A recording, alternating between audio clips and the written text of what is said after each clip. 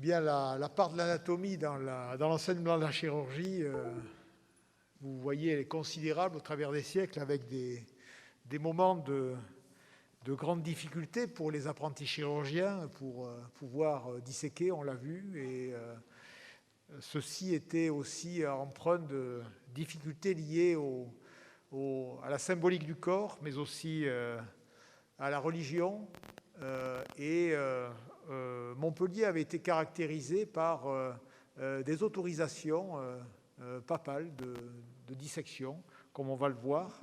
Et c'est l'une des caractéristiques, après Bologne, qui en ont fait un des centres de formation chirurgicale au Moyen-Âge, qui était particulièrement important. Merci au professeur Mar d'avoir mis l'accent sur cet enseignement de la chirurgie au travers des amphithéâtres, qui aujourd'hui encore sont sous une autre forme, parfois numérique, mais qui n'en perdent pas moins leur importance dans la formation chirurgicale.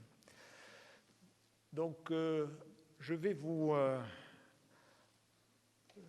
retracer une histoire chirurgicale, l'histoire de l'enseignement chirurgical. Alors, on va revenir un petit peu sur le passé et pas seulement commencer à l'époque de la création de Montpellier et de la création de l'université, mais aussi balayer quelques siècles de formation chirurgicale, parfois balbutiante, mais en tout cas qui a marqué la chirurgie moyenâgeuse et même plus tard.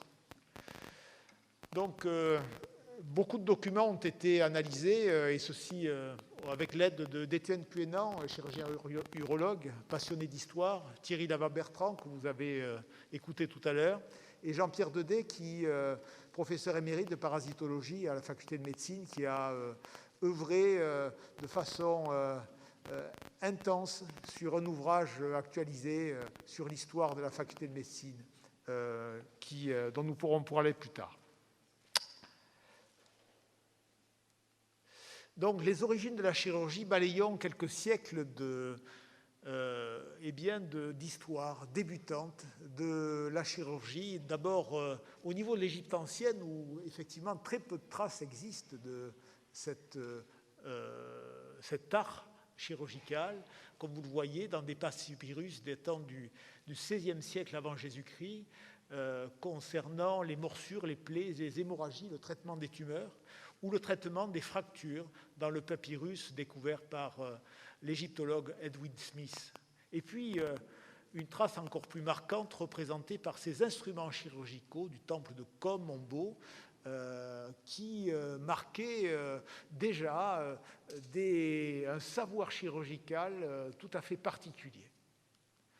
Après, il y a eu, bien entendu, l'époque antique avec essentiellement les travaux d'Hippocrate, dans le Corpus Hippocraticum, où il n'y avait pas véritablement de séparation entre la médecine et la chirurgie, où il y avait des notions de traitement des plaies, notamment de trépanation, des infections, des fistules, abcès, hémorroïdes, des fractures, luxations, avec le développement de machinerie. Mais bien sûr, à cette époque-là, il y avait une ignorance de l'anatomie. Rome, avec Galien, a complété des notions concernant les ligatures vasculaires, les bandages, et puis c'est l'un des premiers qui a pu s'intéresser aux dissections, mais là aussi les dissections chez l'animal, car le corps était encore sacré, et ces dissections humaines étaient fortuites parce que Galien était aussi médecin des gladiateurs. Après, il y a eu un événement marquant représenté par les persécutions religieuses de l'Empire byzantin qui vont entraîner la fuite du savoir vers la Perse, la terre d'islam, avant de revenir plusieurs siècles après en Occident, comme vous le voyez sur ces cartes du monde tel qu'il existait à cette époque-là, au 7e et 8e siècle. Le monde, la Perse, la terre d'islam, était caractérisée à cette époque par une grande compréhension, une grande tolérance vis-à-vis des érudits juifs et chrétiens nestoriens qui avaient fui Byzance.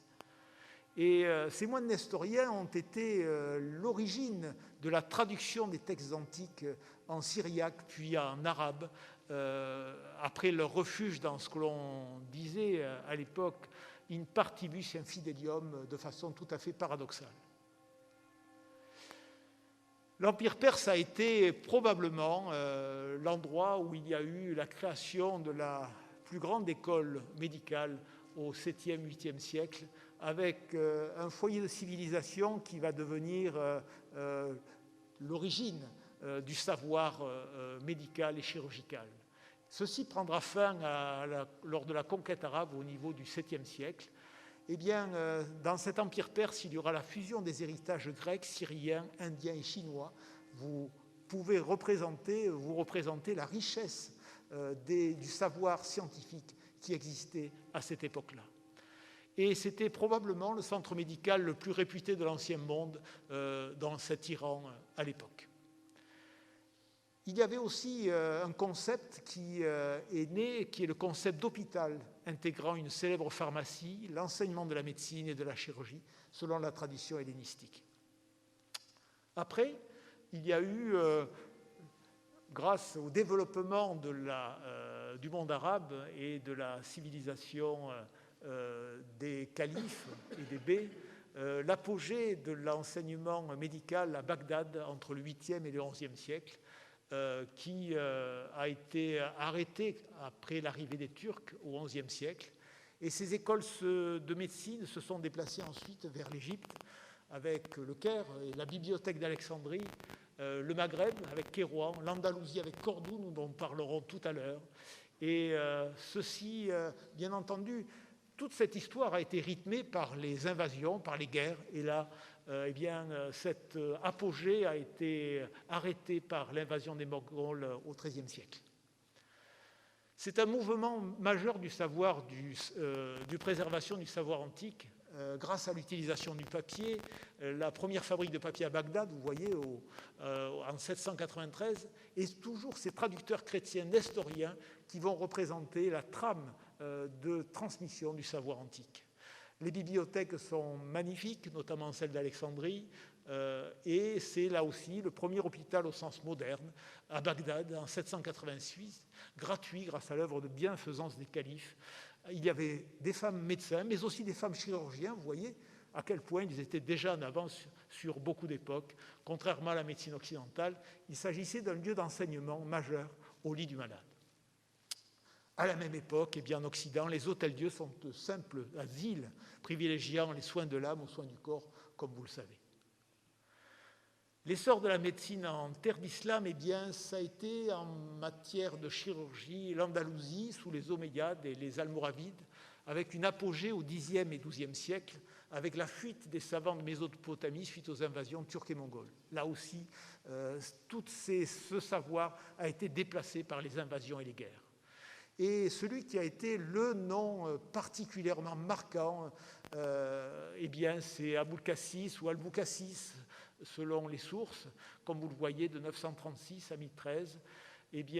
Ça a été l'un des plus grands chirurgiens du monde musulman et l'un des pères de la chirurgie moderne. Et son ouvrage, Al-Tasrif, est probablement l'élément fondateur de la chirurgie moyenâgeuse et qui perdurera plus tard.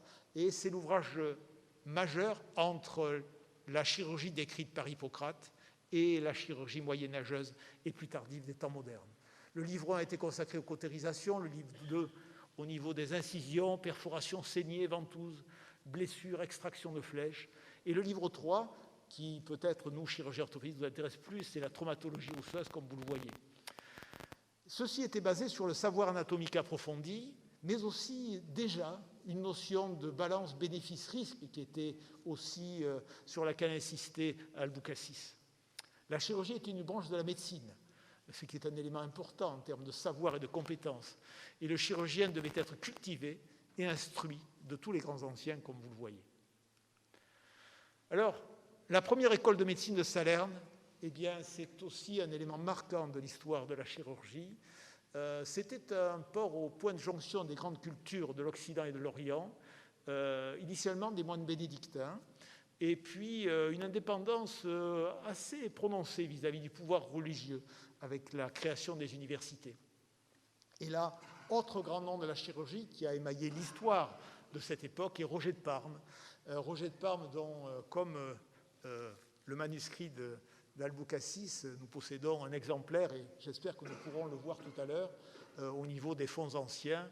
Eh bien, Roger de Parme, qui a développé son savoir au contact notamment des blessés venant des croisades et développera beaucoup de techniques concernant les ligatures artérielles, les trépanations, les luxations, les plaies, comme vous le voyez, et notamment les tumeurs. Cette époque-là est caractérisée par la fin de la médecine monastique avec le concile de Reims en 1131, l'insuffisance des fondations hospitalières qui étaient des maisons-dieu, des hospices gérés par le clergé qui s'occupaient davantage de l'âme que du corps. Il y avait très peu de médecins laïcs, chrétiens et juifs, des sages-femmes appelées ventrières, fort peu nombreuses, et une médecine populaire dont le terme médical est peut-être usurpé, qui était empirique, faite de guérisseurs et de charlatans. En 1163, lors du concile de Tours, l'Église décrète, comme cela a été dit tout à l'heure, l'Église et le sang. Et ça a été un élément marquant de l'arrêt de l'art chirurgical par les médecins, qui étaient là pour la plupart membres du clergé à l'époque et ne pouvaient donc plus pratiquer la chirurgie, même si c'était une chirurgie assez basique. Celle-ci était reléguée à un rang inférieur pour plusieurs siècles et ceci avait été confirmé par le Concile de Latran en 1215. L'interdit universitaire de la chirurgie aux médecins allait perdurer pendant plusieurs siècles. Les effets du Concile de Latran ne se sont pas fait sentir à Montpellier au début, en tout cas pas jusqu'au XVe siècle, grâce à la protection papale des papes d'Avignon, et ce n'est qu'au retour des papes à Rome qu'il y a eu à nouveau cette problématique. L'histoire de la chirurgie à Montpellier au Moyen-Âge, comme vous le voyez, la situation de Montpellier est tout à fait particulière parce que sa naissance, eh bien, comme vous le savez, c'est Xe, XIe siècle, et très tôt, cela a été un endroit où la médecine a trouvé des experts, a trouvé des savants qui ont permis d'en faire la renommée. Avec notamment la fuite à partir d'Italie, liée à la lutte entre Guelfes et Gibelins, avec l'exode d'Italiens dès 1106 vers Montpellier, dont Roger de Parme, en 1202. De nombreux médecins juifs fuyaient l'Espagne. Et aussi Montpellier se situait sur le chemin de Saint-Jacques-de-Compostelle, au cas avec un carrefour cosmopolite et florissant commercial. C'est une école de médecine dès 1180, fondée par Guyen VIII, ouverte à tous, sans distinction d'origine. Et ça, c'est un élément tout à fait caractéristique, cette fusion entre médecine chrétienne, juive et arabe. La bulle du légat du pape Honorius III, en date du 17 août 1220, créant l'université de médecine de Montpellier, comme cela a été présenté par Thierry tout à l'heure. Eh bien, les premiers statuts, probablement, datent de 1252. On appelait ça des chirurgiens barbiers, en présence de l'archidiacre de Maguelone et du prieur de l'église de Saint-Firmin, qui était la première paroisse de la ville. Il y avait 27 signatures. Alors, on n'appelait pas des cabinets médicaux, c'était des boutiques. Ces statuts étaient en latin et les instruments autorisés, bien entendu, étaient assez rudimentaires, faits de rasoirs, de ciseaux. Il fallait respecter les jours chômés, dimanches et jours fériés, et certaines fêtes de saints. Et on peut s'interroger sur les raisons pour lesquelles il était interdit de travailler après la tombée du jour, ni auprès d'un feu. Peut-être parce que la vision des chirurgiens n'était pas aussi bonne et leurs gestes pouvaient être encore plus dangereux dans l'obscurité. La création par Saint-Louis, qui est proche de son chirurgien Jean Pitard de deux corps de chirurgie, a été un élément marquant à Paris, avec la création des maîtres chirurgiens à robe longue, comme vous le voyez, organisés en confrérie, lettrés, apprenant le latin, la théorie de l'art chirurgique, sans avoir recours à cette époque, bien entendu, à la faculté. Ils étaient en but aux attaques réitérées des médecins de la faculté. Leur périmètre d'activité était régulièrement menacé, comme l'a dit Hubert tout à l'heure, par les barbiers, avec des conflits permanents, réitérés, de lutte d'influence et de prééminence sur les activités de barbiers et de chirurgiens.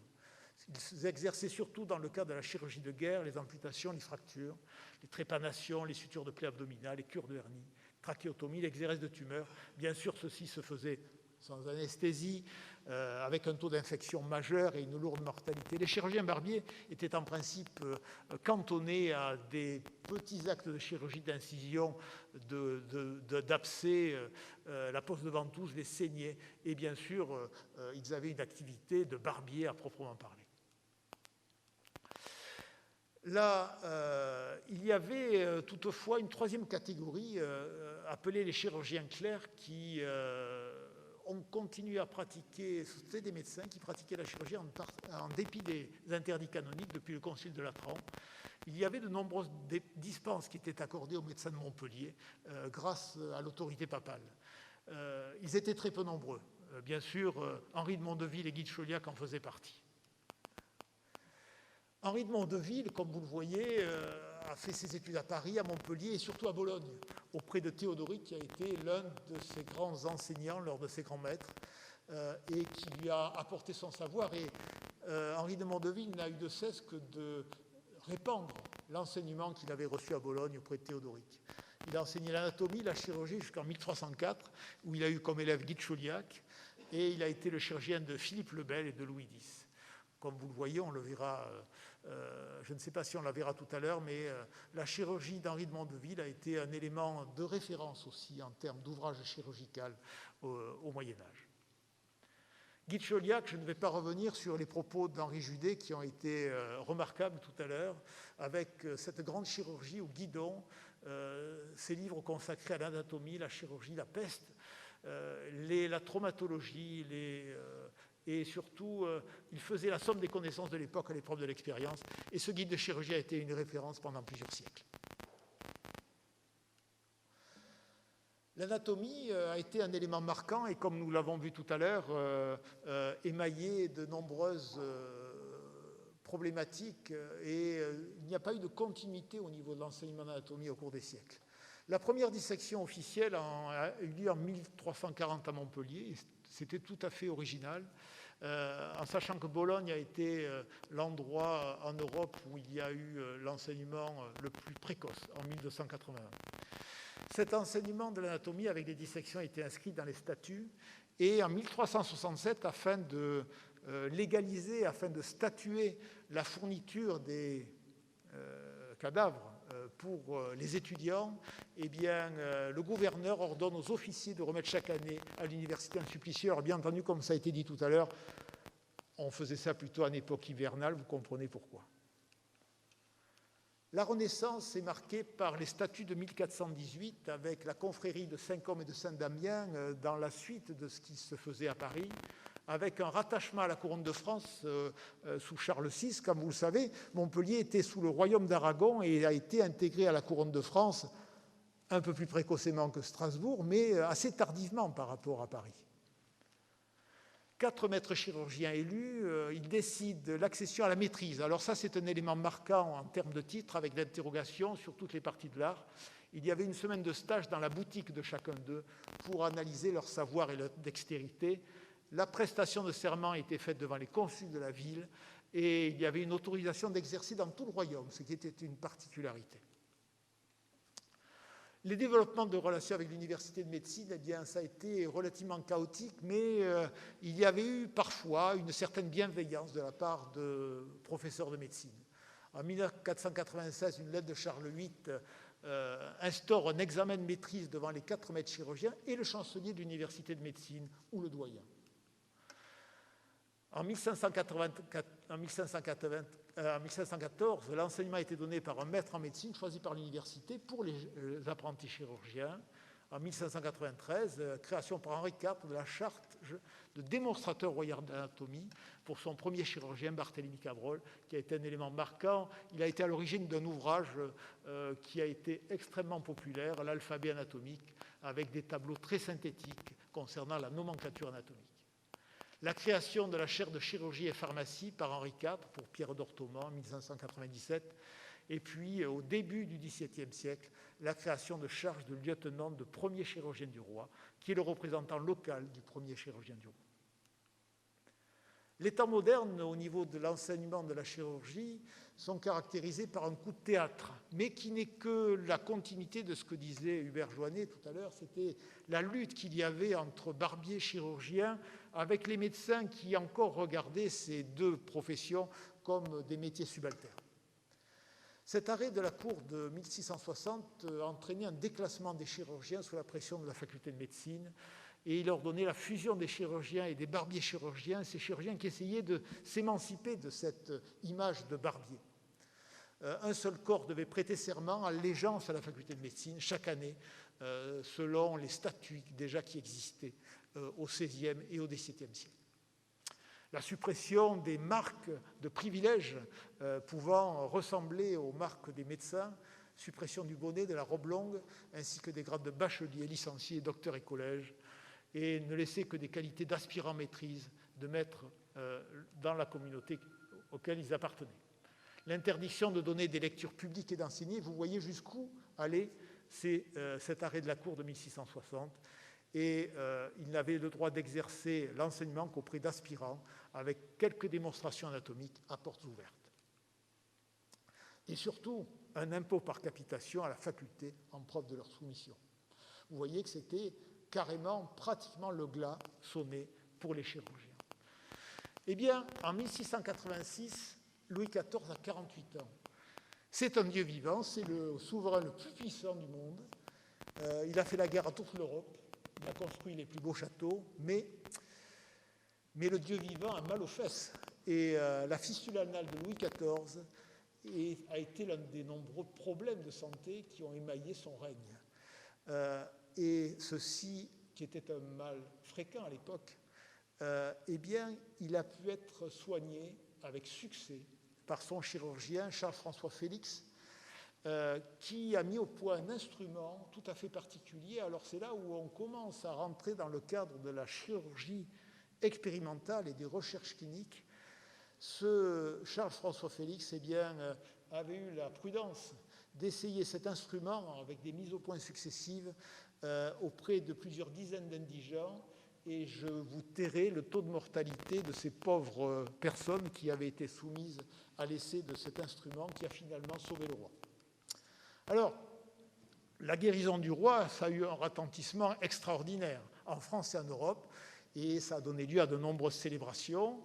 Le roi a été guéri par Dieu, et à ce titre, il avait fait composer par Jean-Baptiste Lully une adaptation du Domine Salvum fac regem, qui est un hymne de royauté, et le texte avait été décrit par la duchesse de Brinon, nièce de Madame Maintenon, très bien connue du roi, comme vous le savez, pour célébrer la guérison du roi. Et ce pauvre Lully, malheureusement, lors d'une répétition, s'était blessé, et cette blessure a dégénéré, occasionnant la mort de Lully après la guérison de Louis XIV. Ces célébrations renforcèrent la cohésion nationale et démontrèrent le courage et la résistance du roi au sein du royaume et dans toute l'Europe. Et elle eut des répercussions importantes pour la chirurgie, qui est sortie rehaussée de cet événement. La fistule du roi Soleil et l'art chirurgical. Vous voyez qu'on doit beaucoup à la Peyronie, on doit beaucoup à Guy de Chauliac, on doit beaucoup à la fistule anale de Louis XIV. En 1691, la séparation entre barberie et chirurgie était prononcée. Les statuts de 1692, examen de maîtrise, imitent ceux de l'université médicale, un examen tentatif, les semaines chez différents maîtres avec des confections de chefs-d'œuvre, les interrogations par le lieutenant du roi, les triduanes qui duraient 3 jours, le serment à l'hôtel de ville, puis le cortège joyeux dans les rues de la cité pour les heureux élus au grade de maître chirurgien, ponctué. Ces épreuves, c'était pire qu'une agrégation. La création de la charge de chirurgien royaux nommé par Louis XV venait améliorer encore la reconnaissance chirurgicale. Toutefois, ces débats, qui concernaient le jury de ces apprentis, étaient l'occasion pour les chirurgiens d'exprimer leur voix, et parfois de façon extrêmement bruyante. C'est pour ça qu'il y avait des changements fréquents de lieu de réunion, car le bruit de leurs disputes à l'occasion du jury de ces maîtrises incommodait fortement le voisinage. L'internat des hôpitaux à Montpellier, eh bien, vous voyez, en 1663 ou 1667, Jean Nissol, qui était chirurgien major de l'hôpital Saint-Éloi, qui était l'hôpital dédié aux blessés, aux maladies curables, et ce n'était pas l'hospice, qui était un autre hôpital, l'hôpital de la Charité, eh bien, crée la formation d'un garçon chirurgien. En 1694, un deuxième poste est créé. En 1732, c'est le premier concours.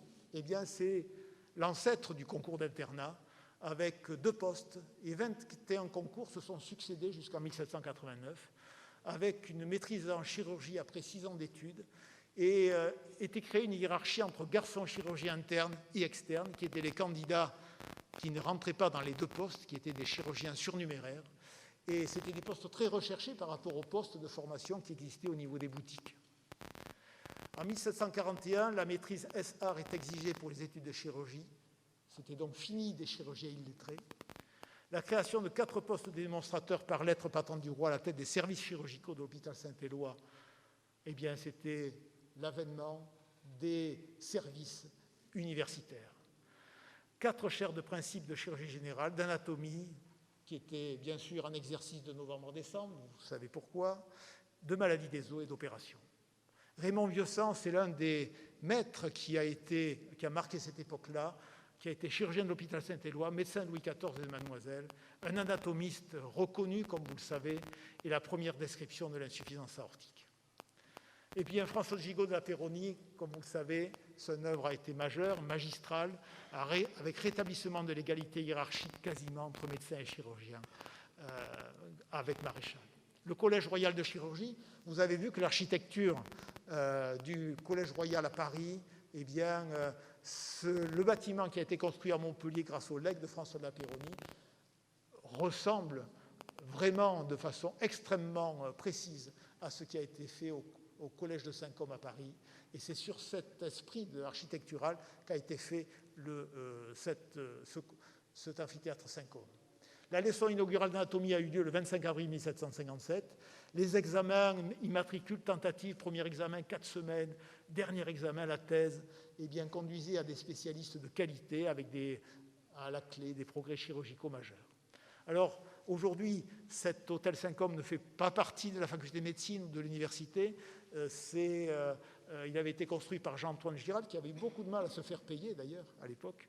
Salle de réunion, amphithéâtre. Alors, comme vous le voyez, il y a un étage, en fait, il y a une grande hauteur sous plafond, il n'y a pas d'étage à partir du rez-de-chaussée, ça équivaut à plusieurs étages d'une maison d'aujourd'hui, pour permettre la ventilation avec de grandes fenêtres qui permettaient les dissections en saison hivernale.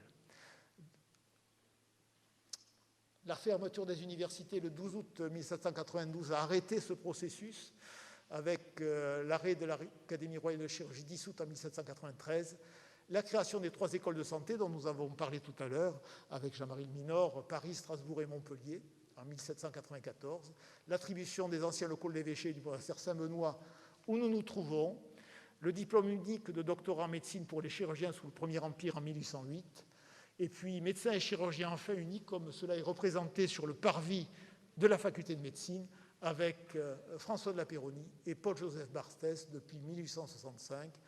Et comme nous le verrons, eh bien, d'autres noms illustres ont émaillé cette histoire, comme l'a rappelé Thierry Lavarbe-Bertrand tout à l'heure, avec bien sûr l'apprentissage chirurgical qui change aujourd'hui, mais qui doit garder ses fondements dans le compagnonnage. Et il n'y a pas seulement le savoir-faire qui est enseigné, mais le savoir-être qui constitue toujours un élément clé dans notre profession. Je vous remercie.